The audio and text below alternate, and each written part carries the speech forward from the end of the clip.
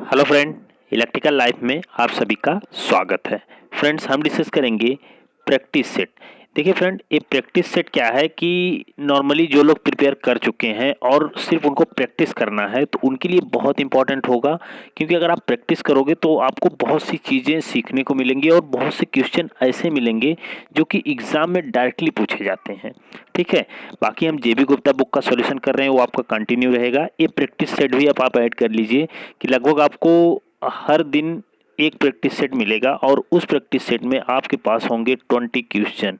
अभी आपको इतने क्वेश्चन मिलेंगे, उसके बाद जैसे ही लॉकडाउन खुलेगा, कोई एग्ज़ाम करीब आएगा, तो फिर इस प्रैक्टिस सेट में जो नंबर ऑफ क्वेश्चन है उनको हम बढ़ाएंगे। ठीक है। तो इतनी चीज़ें हैं, आप प्रैक्टिस सेट को देखिए और इसको करते रहिए, आपके लिए बहुत ही बेनिफिट रहेगा। ठीक है। तो एक चीज़ और, अगर फ्रेंड आप चैनल पर नए हो तो प्लीज़ यार सब्सक्राइब कर दो, लाइक कर दो और कमेंट किया करो कि क्वेश्चन आपको कैसा लगा, इंपॉर्टेंट है कि नहीं है। कुछ क्वेश्चनों में आपका डाउट बन रहा है तो उस डाउट को आप पूछिए, कमेंट सेक्शन में बताइए। ठीक है। चलिए, अगर मैं बात करूं पहला क्वेश्चन, तो आज का जो पहला क्वेश्चन हमारा यानी प्रैक्टिस सेट नंबर 1 का पहला क्वेश्चन हमारा क्या है। The primary reason The primary reason why open circuit test is performed on low voltage winding of the transformer is that if। अब देखिए कह रहा है कि एक प्राइमरी रीजन बताइए कि why open circuit test is performed on low voltage winding of the transformer. यानी कि हम ट्रांसफार्मर में ओपन सर्किट टेस्ट परफॉर्म करते हैं लो voltage winding of the transformer is that if. क्या होगा, एक प्राइमरी रीजन बताना चाहिए, क्या होगा अगर हम ऐसा करते हैं तो इसका मतलब है कि इसका आंसर क्या होगा। ऑप्शन ये देखिए क्या है, draw sufficiently large no load current for convenient reading, require least voltage to perform the test, needs minimum power input, involves less core loss. ठीक है। तो अगर मैं बात करूं, ठीक है, तो अगर मैं बात करूं कि जब देखिए जब भी हम ट्रांसफार्मर में ओपन सर्किट टेस्ट करते हैं तो कभी कभी ये क्वेश्चन आपसे डायरेक्टली पूछता है कि किस साइड को हम ओपन करते हैं और किस साइड में हम सोर्स लगाते हैं। तो आपको एक चीज़ नोट करके रखना है कि जब भी हम ओपन सर्किट टेस्ट करते हैं तो हमारा जो एचवी साइड रहता है उसको हम क्या करते हैं, ओपन, उसे हम क्या करेंगे, ओपन। और जो हमारा सोर्स जुड़ा होगा वो किस में लगा होगा, एलवी साइड में यानी लो वोल्टेज साइड में और हाई वोल्टेज साइड में। तो हम जो ओपन सर्किट टेस्ट करते हैं लो वोल्टेज वाइंडिंग में अगर करेंगे तो फिर क्या होगा, तो इससे क्या होगा, draw sufficiently large no load current for convenient reading. तो इस क्वेश्चन का आंसर ऑप्शन नंबर ए होगा। ठीक है, इस क्वेश्चन का आंसर क्या होगा, ऑप्शन नंबर ए। एक चीज़ और कि जब हम ओपन सर्किट टेस्ट करते हैं तो उसमें हम कौन सी करंट को फाइंड करते हैं, तो ये आपको याद रखना है कि नो लोड करंट को हम क्या करते हैं, फाइंड करते हैं। तो ओपन सर्किट टेस्ट में हम नो लोड करंट को फाइंड करते हैं। और अगर आपसे पूछ ले कि अगर आप शॉर्ट सर्किट टेस्ट करते हो, शॉर्ट सर्किट टेस्ट, तो वहाँ पे आप कौन सी करंट फाइंड करते हो, तो वहाँ पे हमें मिलता है सी यू लॉस। अगर लॉस बोले तो फिर लॉस, और नो लोड पे मतलब कर रहे हैं तो नो लोड करंट हम करेंगे जिसको मैग्नेटाइजिंग करंट कहते हैं ट्रांसफार्मर में, जो कि 2 से 3% के बिटवीन होती है। उसके बाद या फिर आप कहेंगे कि हम कोर लॉस को फाइंड करते हैं, किसको, कोर लॉस को। जब हम ओपन सर्किट टेस्ट करते हैं तो कोर लॉस को फाइंड करते हैं। तो इस क्वेश्चन का जो आंसर है वो ऑप्शन नंबर ए है। चलिए अब हम देखते हैं अगला क्वेश्चन क्या है। The loss associated with the mechanical friction of a machine are called. यानी एक लॉस आपकी मशीन में हो रहा है जो कि क्या है, मैकेनिकल फ्रिक्शन के कारण हो रहा है, तो उसे हम क्या कहते हैं, मैकेनिकल फ्रिक्शन। देखो फ्रिक्शन का मतलब क्या है कि कोई एक इक्विपमेंट, देखो मैकेनिकल फ्रिक्शन बोला है तो इसका मतलब है कोई एक इक्विपमेंट किसी दूसरे इक्विपमेंट से टच हो रहा है जिसके कारण फ्रिक्शन डेवलप हो रहा है, जिसके कारण फ्रिक्शन डेवलप हो रहा है। अब इस फ्रिक्शन के कारण कुछ लॉस होगा, उस लॉस को हम क्या बोलेंगे। ऑप्शन आपका है eddy current, mechanical loss, stray load loss, hysteresis loss. क्या होना चाहिए आंसर, फटाफट कमेंट सेक्शन में आप लोग बताओ क्या होना चाहिए आंसर इसका। तो इसका जो आंसर होना चाहिए ना, वो होना चाहिए मैकेनिकल लॉस। क्या होगा, मैकेनिकल लॉस। तो ऑप्शन नंबर बी जो होगा इस क्वेश्चन का करेक्ट आंसर हो जाएगा। चलिए अगला क्वेश्चन देखते हैं।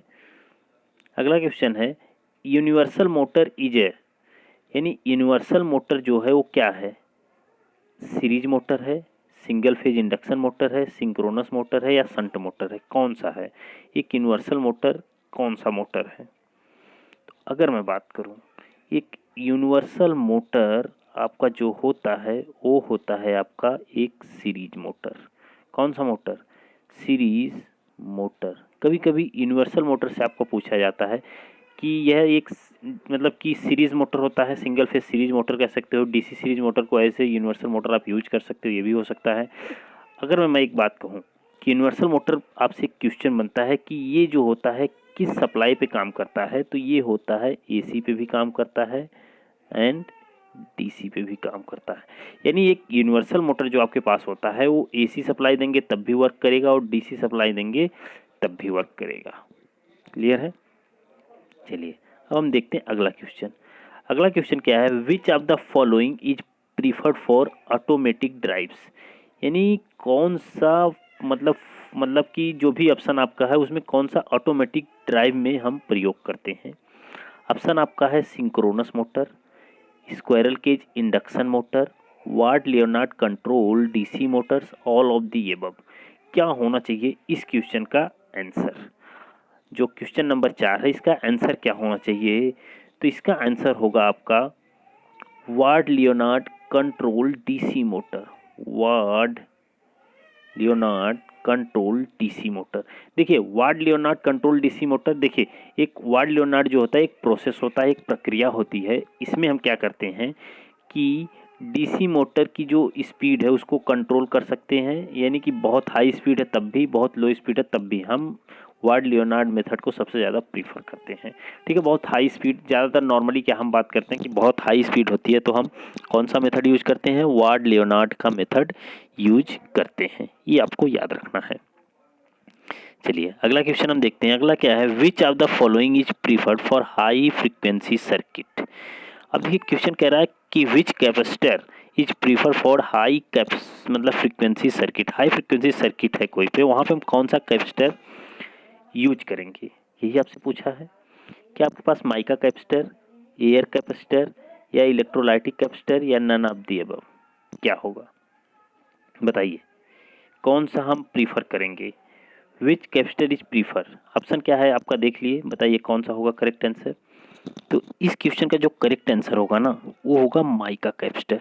क्या होगा? माइका कैपेसिटर, यानी जहाँ पे हाई फ्रीक्वेंसी की बात होगी वहाँ पे हम माइका कैपेसिटर यूज करेंगे। देखिए माइका कैपेसिटर जैसे आपको बनाना होगा तो आपके पास दो कंडक्टर की प्लेट होंगी। ठीक है, दो कंडक्टर की मान लीजिए एक पॉजिटिव होगी एक निगेटिव होगी, इसी के बीच में हम क्या रख देंगे? माइका रख देंगे। इसी के बीच में हम माइका को रख देंगे तो हमारे पास क्या बन जाएगा? एक माइका कैपेसिटर बन जाएगा, एक माइका कैपेसिटर फ्रेम हो जाएगा। ठीक, चलिए अगला क्वेश्चन देखिए। अगला क्या है? Which of the following is the correct formula for परमियंस। परमियंस के लिए सबसे बेस्ट फॉर्मूला क्या है बताइए? परमियंस, देखिए यहाँ से बहुत क्वेश्चन फ्रेम होता है आपका, तो पहले बताइए परमियंस के लिए फॉर्मूला क्या होगा। अब देखो अगर मैं परमियंस की बात करूँ, ठीक है, परमियंस की बात करूँ तो परमियंस जैसे कि एक इलेक्ट्रिकल सर्किट में कंडक्टेंस की बात करते हैं उसी तरह से मैग्नेटिक सर्किट में परमियंस की बात करते हैं। यानी इलेक्ट्रिकल सर्किट में कंडक्टेंस है तो जो परमियंस है ये किस में होगा? मैग्नेटिक सर्किट में होगा। जिस तरह कंडक्टेंस रेजिस्टेंस का रेसिप्रोकल होता है उसी तरह से परमियंस जो होता है वो रिलक्टेंस का रेसिप्रोकल होता है। किसका होता है? रिलक्टेंस का। ठीक है, यानी अगर आपको परमियंस, सपोज मैं ये लिख दिया परमियंस, परमियंस बराबर होता है 1/S, 1/S। ये जो है ये परमियंस है और यस जो है ये क्या है? रिलक्टेंस है। क्या आपको रिलक्टेंस का पता है? रिलक्टेंस बराबर क्या होता है? जैसे अगर मैं बात करूं रेजिस्टेंस बराबर आपको पता है कि V/I होता है, उसी तरह से परमियंस बराबर होता है MM/F/फाई,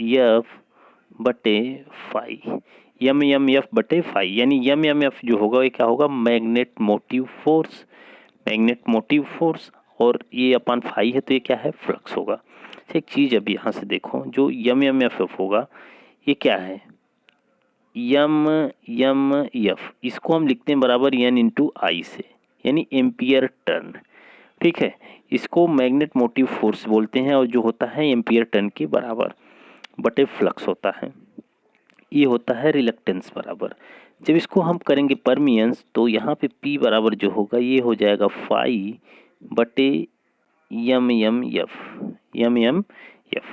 ठीक है, तो इतनी चीज़ क्लियर है। तो P बराबर फाई बटे एम एम एफ होगा और S बराबर एम एफ बटे फाई होगा। तो आपसे पूछा है कि फॉर्मूला क्या होगा परमियंस का, तो परमियंस का फॉर्मूला क्या होना चाहिए, फाई बटे एफ एम। अब देखो जो ये एफ एम है ये क्या है, एम एफ है आपका मैग्नेट मोटिव फोर्स, यानी फोर्स है मैग्नेट का, मैग्नेट में जो फोर्स डेवलप होगा वो है। तो इसका आंसर जो होगा वो ऑप्शन नंबर सी होगा, ऑप्शन नंबर सी।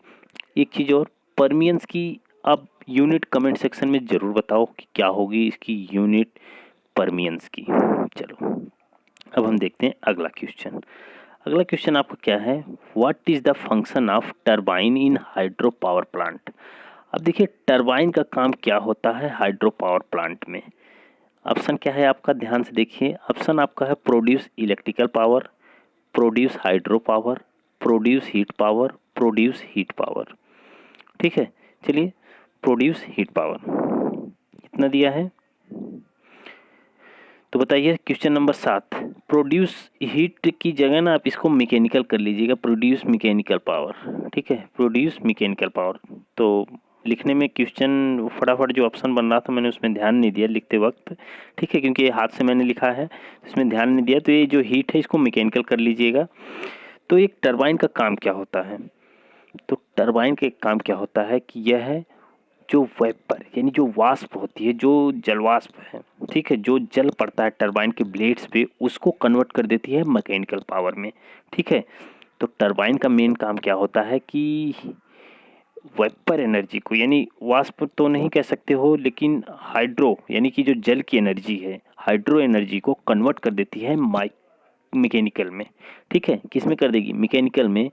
तो उस हिसाब से टरबाइन जो हाइड्रो पावर प्लांट में काम करती है क्या करती है, टू प्रोड्यूस, ये मैंने मान लिया मैकेनिकल है तो प्रोड्यूस मैकेनिकल पावर। तो ऑप्शन नंबर डी करेक्ट होगा। यहाँ पे हीट की जगह आप क्या कर लेना, मैकेनिकल कर लेना, हीट की जगह मैकेनिकल कर लेना। ठीक है, तो करेक्ट हो जाएगा आपका। ओके, चलिए अब देखते हैं हम अगला क्वेश्चन।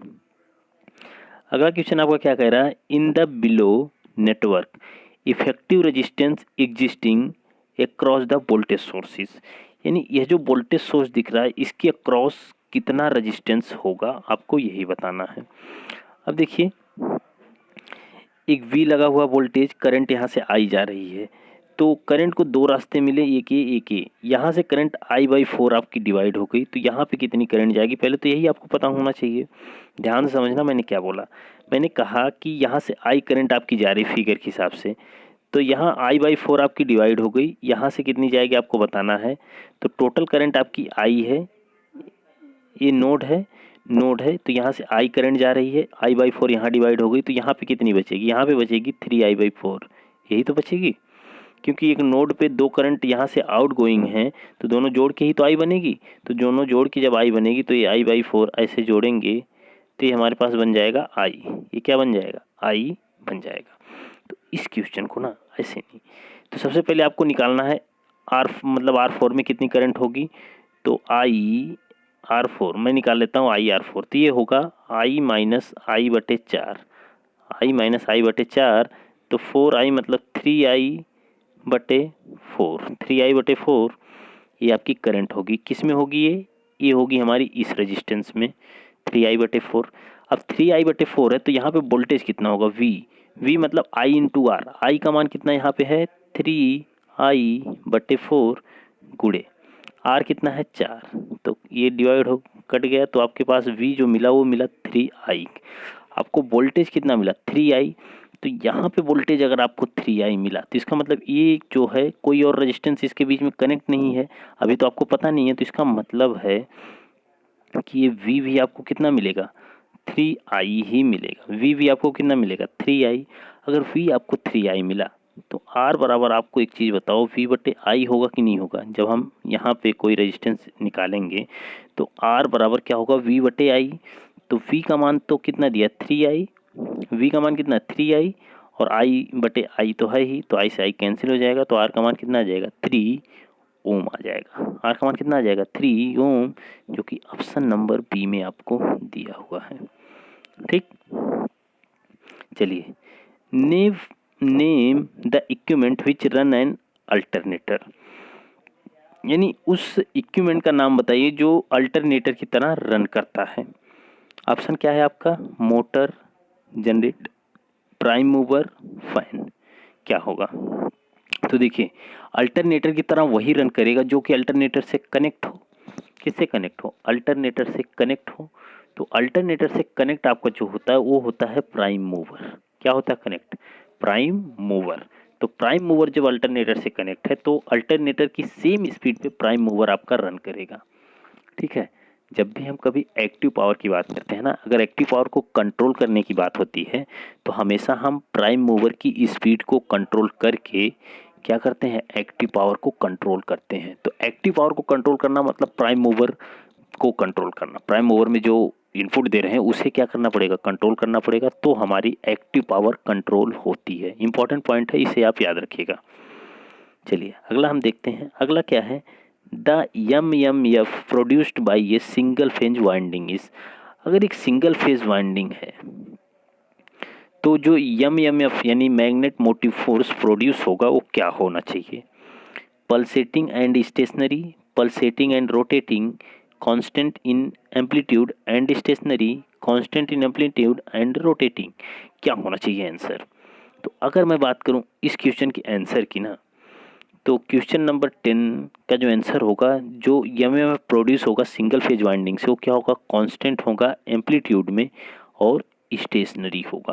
क्या होगा, कांस्टेंट होगा और एम्पलीट्यूड उसका कांस्टेंट होगा, और जो मतलब वाइंडिंग होगा उस जो एमएमएफ प्रोड्यूस हुआ वो क्या होगा, स्टेशनरी होगा। वो क्या होगा, स्टेशनरी होगा।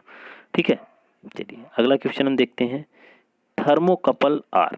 थर्मोकपल क्या है, passive transducer, both active and passive transducer, active transducer, output transducer. क्या होना चाहिए आंसर, एक थर्मोकपल क्या होता है। थर्मोकपल बेसिकली जो होता है, यानी कि देखो थर्मोकपल को अगर आप डिवाइड करो वैसे कि कैसा एलिमेंट है, थर्मोकपल में क्या है कि एक सेल्फ इंड्यूस्ड ईएमएफ होता है, एक वोल्टेज इसमें सेल्फ होता है। तो जब भी कोई चीज़ सेल्फ इंड्यूस्ड ईएमएफ होता है तो उसमें हम बोलते हैं उसको एक्टिव एलिमेंट। जब आपको ट्रांसड्यूसर की बात की जाए तो क्या होगा, एक एक्टिव ट्रांसड्यूसर होगा, एक एक्टिव ट्रांसड्यूसर होगा। अब देखिए ट्रांसड्यूसर क्या है, ट्रांसड्यूसर एक ये है कि यह एक प्रकार की ऊर्जा को किसी दूसरे प्रकार की ऊर्जा में कन्वर्ट कर सकता है। ट्रांसड्यूसर का मेन काम क्या होता है, किसी भी प्रकार की ऊर्जा को किसी प्रकार की ऊर्जा में कन्वर्ट कर सकता है, ये होता है काम ट्रांसड्यूसर का। ठीक है, चलिए तो थर्मोकपल जो आपका होगा वो क्या होगा, वो आपका होगा एक्टिव ट्रांसड्यूसर। अगर पैसिव ट्रांसड्यूसर की बात करें तो रेजिस्टेंस, कैपेसिटेंस तथा इंडक्टेंस जो होते हैं ये कौन से ट्रांसड्यूसर के अंतर्गत आएंगे, तो ये आएंगे पैसिव ट्रांसड्यूसर के श्रेणी में। ठीक है, चलो अब हम देखते हैं अगला क्वेश्चन। अगला क्वेश्चन क्या कह रहा है, the rotor shaft of N induction motor is made of. तो जो रोटर सैफ्ट होता है एक इंडक्शन मोटर का, वो किस चीज़ का बना होता है, high speed steel, soft steel, carbon steel या आयरन, किसका बना होता है। फटाफट बताइए क्या ये किस चीज़ का बना होगा, तो ये बना होगा आपका कार्बन स्टील का। किस चीज़ का बना होगा, कार्बन स्टील का बना होगा। ठीक है, डिस्क्रिप्शन में मैं एक चीज़ और, डिस्क्रिप्शन में मैं जो मतलब मेरे टेलीग्राम चैनल का ग्रुप है मैं वो डाल दूंगा, आप वहाँ से ज्वाइन हो जाना, वहाँ पे आपको ये पीडीएफ प्रोवाइड हो जाएगी, पीडीएफ आपको आसानी से मिल जाएगी। ठीक है, कोई दिक्कत नहीं होगी, आपको पीडीएफ ये मिल जाएगी। चलिए अगला हम देखते हैं, अगला है the unit of permeability. The unit of permeability, permeability की यूनिट क्या है। देखो जिस तरह से इलेक्ट्रिकल सर्किट में कंडक्टिविटी होती है उसी तरह से मैग्नेटिक सर्किट में परमिबिलिटी होती है। एक चीज़, जिस तरह से इलेक्ट्रिकल सर्किट में कंडक्टिविटी रेसिप्रोकल होती है रजिस्टिविटी की, उसी तरह से मैग्नेटिक सर्किट में जो परमिबिलिटी होती है वो रेसिप्रोकल होती है रिलेक्टिविटी की। किसकी, रिलेक्टिविटी की, रेसिप्रोकल होती है। अब देखना, जब हम देखिए रजिस्टिविटी यानी रो हम लिखते हैं तो क्या लिखते हैं, ओम मीटर होती है इसकी यूनिट, ध्यान समझना क्या होती है, ओम मीटर। ठीक है, इसी तरह से जब हम रिलेक्टिविटी की बात करेंगे, रिलेक्टिविटी, तो रिलेक्टिविटी की जो यूनिट होगी, ध्यान से समझना, रिलेक्टिविटी की जो यूनिट होगी ओम। ओम का मतलब क्या, रेजिस्टेंस मीटर। उसी तरह से yes into metre, yes yes जो है क्या है, ये होगा रिलक्टेंस इंटू मीटर। यानी कि ओम मीटर है, यानी लंबाई भी उसमें हम जोड़ देते हैं, तो रिलेक्टिविटी की जो यूनिट बन के आएगी वो रिलक्टेंस इंटू मीटर होनी चाहिए। तो रिलक्टेंस की यूनिट क्या होती है, रिलक्टेंस की यूनिट हमारी होती है फ्लक्स पर, रिलक्टेंस वेबर पर क्या होता है, एमएफ बट्टे वेबर। देखिए देखिए रिलेक्टिविटी की मैं बात कर रहा हूँ, रिलेक्टिविटी बराबर क्या होता है, यस इंटू एम।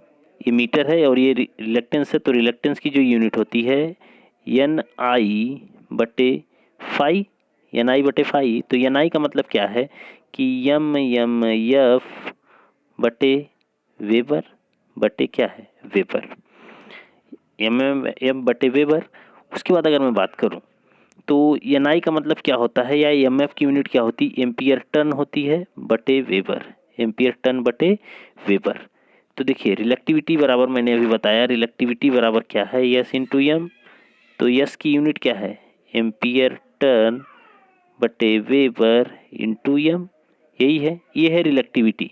पूछा किसकी है, परमिबिलिटी की। तो परमिबिलिटी बराबर क्या होगा, वन अपान रिलेक्टिविटी, वन अपान रिलेक्टिविटी। तो ये क्या होगा, सीधा सीधा इंटरचेंज कर दो, मतलब बदल दो बस, मतलब ऊपर का नीचे कर दो, नीचे का ऊपर कर दो, ampere turn into metre, ampere turn into metre. तो वेबर बटे एम्पियर टन इंटू मीटर।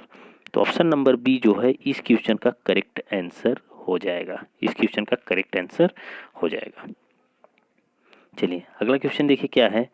अगला है in a wiring and winding and abbreviation for S W G, यानी वायरिंग और वाइंडिंग में हम जो एस डब्ल्यू जी यूज करते हैं इसका क्या मतलब है, एस डब्ल्यू जी का। एस डब्ल्यू जी क्या है, synthetic winding guard, simple winding gauge, standard wire gauge, single wire guard. क्या होता है एस डब्ल्यू जी का मतलब। तो एस डब्ल्यू जी का जो मीनिंग होता है ना, वह होता है single wire, sorry, standard wire gauge. ये आपको याद रखना, ऑप्शन नंबर सी जो होगा करेक्ट होगा, standard wire gauge, standard wire gauge. ठीक है, चलिए अगला क्वेश्चन देखते हैं हम। अगला क्या है, at time of peak load power system needs, यानी जब पीक लोड होता है उस टाइम पावर सिस्टम को क्या जरूरत पड़ती है। जब पीक लोड होता है तो उस टाइम पावर सिस्टम को जरूरत क्या पड़ती है, injection of lagging VARs, injection of leading VARs, none of A and B, in both A and B. क्या होना चाहिए करेक्ट आंसर। तो करेक्ट आंसर होता है जब भी हमारे सिस्टम में पीक लोड होता है तो पावर सिस्टम को नीड होती है इंजेक्शन ऑफ लैगिंग VARs। तो याद रखना इस चीज़ को, जब भी हमारे सिस्टम पे पीक लोड होता है तो पावर सिस्टम, देखो जब पीक लोड का मतलब क्या है कि लोड बहुत हाई लगा हुआ है, लोड कैसा होगा, बहुत हाई। और लोड हमेशा क्या होता है, ठीक है, लोड हमेशा आपका कैसा डिफाइन नहीं किया गया है, लेकिन जब लोड ज़्यादा होगा तो उस कंडीशन में आपको VAR जो होगा वो कैसा होगा, लैगिंग होगा। लेकिन जब लोड कम होगा, यानी कि बेस लोड पे वर्क कर रहा होगा, तो कोई भी ट्रांसमिशन लाइन होगी उसमें आपको पता है कि कैपेसिटर का इफेक्ट होता है, इस कैपेसिटर का इफेक्ट आपको लीडिंग VAR देने लगता है। तो जब भी लोड कम होता है ना, तो लीडिंग VARs की रिक्वायरमेंट होती है पावर सिस्टम को। और जब आपके पास लोड पीक पे हो तो उस टाइम आपको इंजेक्शन ऑफ लैगिंग VARs होगा, जो कि ऑप्शन नंबर ए में आपको दिया है करेक्ट होगा। चलिए अगला देखते हैं। अगला क्वेश्चन है what will be the value of average power in watt. Average power पूछ रहा है in watt if a sinusoidal voltage applied across a series RC circuit is 20 sin omega TV and the current flowing in the circuit is 10 sin omega T minus 60। ये question आपको है, voltage आपको ये दिया है और करंट आपको ये दिया है। ठीक, तो वोल्टेज और करंट के बीच में आपको डिफरेंस कुछ दिख रहा है कि कितने एंगल का डिफरेंस है। तो आप देखो कि यहाँ -60 डिग्री, यहाँ पे 0 है, तो इसका मतलब है कि दोनों के बीच में 60 एंगल का डिफरेंस है, यानी बराबर हम कर सकते हैं फाई। 60 यानी फाई का मान होगा 60, फाई का मान कितना होगा 60 होगा। तो अगर मैं बात करूँ तो 20 sin ओमेगा टी और ये 10 sin ओमेगा टी माइनस 60 ये आपका है। लेकिन आपसे पूछा क्या है, एवरेज पावर, यानी P एवरेज बराबर होता है VRMS IRMS cos phi, IRMS cos phi. ठीक, ये होगा। तो VRMS आपको पता है कितना होगा, VRMS मतलब क्या, कि वी आर एम एस बराबर V M by root two, V M by root two. तो वी एम क्या है इसमें है 20 और आई एम क्या है, ये है 10। तो आई आर एम एस निकालना है या वी आर एम एस निकालना है, तो मैक्सिमम वैल्यू को डिवाइड कर देंगे रूट टू से। ठीक है, तो एवरेज पावर हमारी निकल जाएगी। तो पी एवरेज बराबर 20 बाई रूट टू, ये हो गया V R M S, in two I R M S. I का मतलब क्या है 10 बटे रूट टू कॉस 60 अंश, कॉस 60 अंश, क्योंकि दोनों के बीच में कितना एंगल है 60, तो 20 में 200, 20 में 200 बटे अंडर रूट का मल्टीप्लाई होगा तो ये हो जाएगा 2 कॉस 60 अंश का मान कितना होता है 1/2। तो 200 ये 100 से डिवाइड हो जाएगा, ये फिर 2 से कटेगा, ये 50 आ जाएगा, यानी 50 वाट। एवरेज पावर कितनी हो जाएगी 50 वाट, जो कि ऑप्शन नंबर ए में दिया हुआ है। चलिए अगला देखते हैं क्वेश्चन। अगला क्वेश्चन है, एक जर्मेनियम एटम कंटेन्स, एक जर्मेनियम एटम जो होता है वो कंटेन करता है, क्या कंटेन करता है, कितना होता है जर्मेनियम एटम में। अगर मैं बात करूं तो एक जर्मेनियम एटम जो होता है ना, उसमें 4 वैलेंसी इलेक्ट्रॉन होते हैं, 6 वैलेंसी इलेक्ट्रॉन, या 4 प्रोटॉन्स 6 प्रोटॉन्स क्या होते हैं। तो देखिए किसी भी एटम में उसका जो कंटेंस कितना होगा उसके वैलेंसी इलेक्ट्रॉन से पता चलता है। तो एक जर्मेनियम जो है ये किस कैटेगरी में आता है, ये है एक सेमीकंडक्टर। ये क्या है, एक सेमीकंडक्टर। और सेमीकंडक्टर जो है वो मेंडलीव की आवर्त सारणी में ग्रुप नंबर 4 में आते हैं।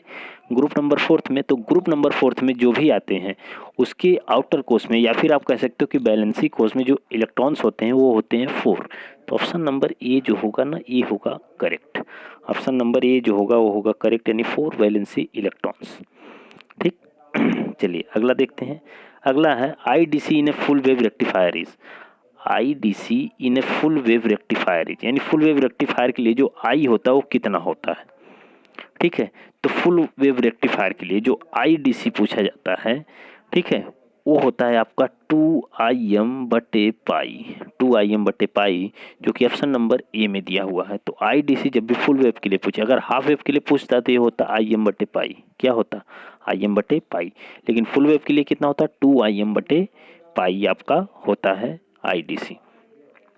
ठीक है, अब उसके बाद अगर मैं बात करूं तो जैसे कभी कभी पूछता है कि फुल वेव रेक्टिफायर की इफिशियंसी कितनी होती है, तो ये होती है 80.1%, 80 पॉइंट मतलब 81.1%।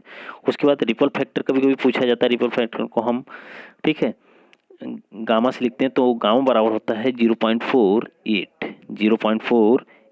और पीक इनवर्स वोल्टेज यानी पी भी अगर आपसे पूछा जाए तो ये होता है 2EM। ये फुल वेव रेक्टिफायर के लिए होता है। हाफ वेव के लिए जो सप्लाई वोल्टेज रहता है उतना ही होता है पीक इनवर्स वोल्टेज, लेकिन फुल वेव के लिए जो पीक इनवर्स वोल्टेज होता है वो दोगुना होता है मैक्सिमम वोल्टेज का।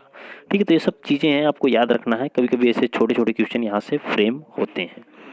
ठीक, चलिए अगला क्या है, ये मरकरी वेपर लैंप गिव्स, देखिए एक मरकरी वेपर लैंप है वो कैसी लाइट देता है, यही आपसे पूछा है। क्या ये पिंक लाइट देता है, येलो लाइट देता है, ग्रीनिश ब्लू लाइट देता है, व्हाइट लाइट देता है, क्या देता है, आपसे यही पूछा है। तो एक मरकरी वेपर लैंप पूछा है। देखो सोडियम वेपर लैंप नहीं, सोडियम वेपर लैंप जो होता है वो कैसा देता है, येलो देता है, जो कि स्ट्रीट में लगा होता है, जो आपकी गलियों में लगा होता है और ये पैरेलल में कनेक्ट होता है। लेकिन यहाँ पे वो नहीं पूछा है, यहाँ पे पूछा है मरकरी वेपर लैंप।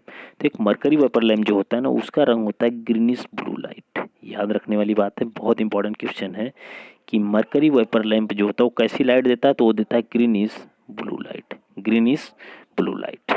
ठीक, चलिए अब देखिए अगला क्वेश्चन क्या है। अगला है लेबोरेटरी वाट मीटर आर। एक लेबोरेटरी वाट मीटर क्या है, induction type, moving iron type, electrostatic type, या इलेक्ट्रोडायनमोमीटर टाइप। तो लेबोरेटरी में जो हम वाट मीटर यूज करते हैं लैब वगैरह में प्रयोग के लिए, वो हमारे पास होता है इलेक्ट्रोडायनमोमीटर टाइप। क्या होता है, इलेक्ट्रोडायनमोमीटर टाइप होता है। तो याद रखने वाली बात है, ये भी इंपॉर्टेंट क्वेश्चन है, बन सकता है क्वेश्चन। ठीक है, तो इन आज के लिए आपका 20 क्वेश्चन कंप्लीट हो गया। नेक्स्ट वीडियो में हम फिर लेके आएंगे 20 क्वेश्चन, जो कि इसी तरह से इंपॉर्टेंट होगा आपके एग्जाम के लिए भी और आपके लिए भी। ठीक है, तो चैनल पर नए हो तो सब्सक्राइब कर दो, शेयर कर दो और कमेंट जरूर करो। ओके, ठीक है, तो ये इसका PDF चाहिए तो टेलीग्राम चैनल का लिंक डिस्क्रिप्शन में, वहाँ से आप जुड़ जाइएगा। ये देखिए इसका जो प्रैक्टिस सेट है, इसका हमने आंसर भी दे दिया है सबका, अपना जो थोड़ा बहुत इसमें लिखना है हमने सब लिख दिया है। ठीक है, आप देख लीजिएगा तो आपको मिल जाएगा ये। Okay, thank you.